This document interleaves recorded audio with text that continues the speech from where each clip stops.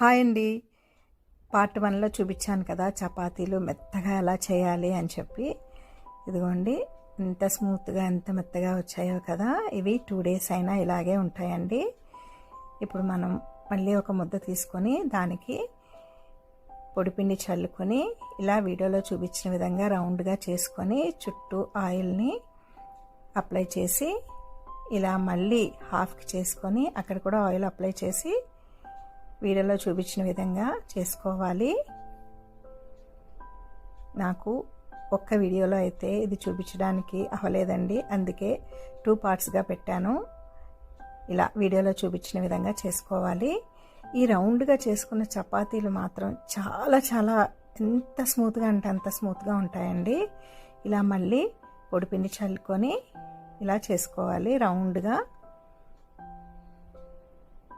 ఇప్పుడు మళ్ళీ సేమ్ అలాగే మళ్ళీ ఇంకొక చపాతీ పిండిని తీసుకొని ఇలా రౌండ్గా చేసుకొని మళ్ళీ దానికి ఆయిల్ అప్లై చేసి వీడియోలో చూపించిన షేప్స్లో మనం చేసేసుకోవడమేనండి. చపాతీలు మెత్తగా రావాలంటే కొద్దిగా మనం కాన్సన్ట్రేట్ చేసి ఈ ప్రాసెస్లో కనుక చేసుకున్నట్లయితే చాలా చాలా మెత్తగా వస్తాయండి.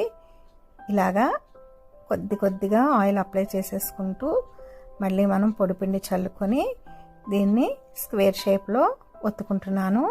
ఇలా నేను ట్రయాంగిల్, రౌండ్, స్క్వేర్ షేప్లో చపాతీలు చేశానండి.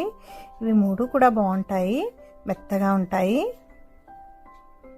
ఆయిల్ లేకుండా రోటీలు కూడా చేసి చూపిస్తాను.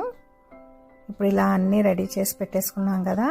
స్టవ్ వెలిగించుకొని పెనం పెట్టుకొని అది హీట్ అయిన తర్వాత ఇలాగా చపాతీని వేసుకొని ½ minute పాటు అలాగే వదిలేసి తిరిగేసుకోవాలి.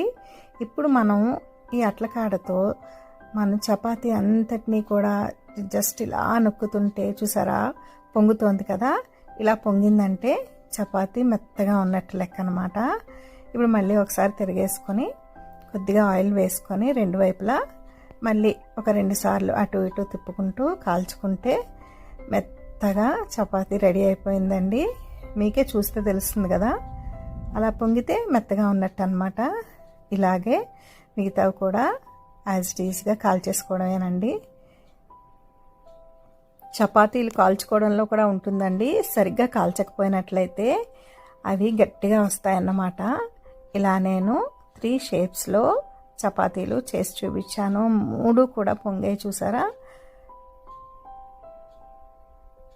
Thank you for watching.